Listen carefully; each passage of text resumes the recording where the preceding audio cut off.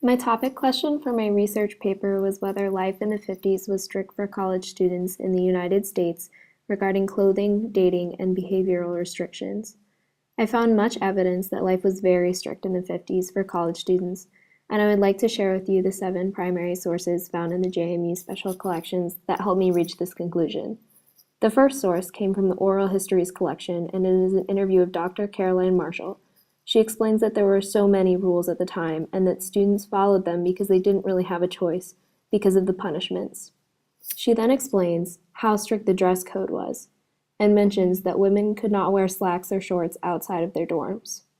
Later in the interview, she is asked about smoking and drinking, and she says that drinking was not a very big problem because the students were afraid of the punishments, but that smoking was allowed. My next source is an attention notice. It explains that some places in Harrisonburg were off limits for students. The school could even control where the students went off campus. Next, we have a letter to Roberta from the Secretary of the Student Government Association. It explains that she will be expelled because she stayed out with a man all night.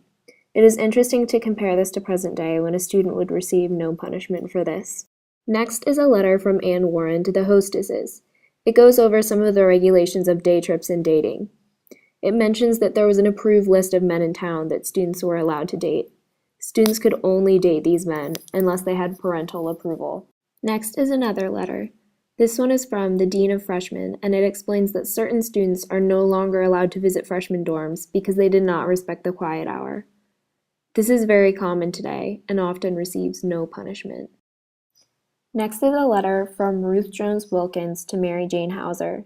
It explains that Mary Jane is no longer allowed to see Ronnie Smith, and that he will be added to the blacklist, a list of men that students are not allowed to date. Finally, we have the Student Handbook from 1958 to 1959. First is a list of rules for the dining halls and tea rooms. It explains that women have to leave their table in a group and that they are not allowed to stop at other tables to talk as they leave. Next is a page that explains the punishments for cutting class more than twice a semester. For resident students, the offenses start off as a certain period of strict campus and eventually progress to suspension as offenses continue. Day students will first receive a written warning, and this also will eventually progress to suspension as punishments become more strict as the offenses continue. Next is a page with some guidelines for dances. What I find most interesting is that no one is allowed to leave the dance until it is over, and that it appears that this rule is really stressed because it is in all caps. No drinking is also stressed.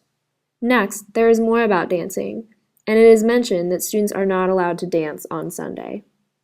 Then, the page transitions to dating rules. Here it is explained that a student has to have parental permission to date an out-of-town man.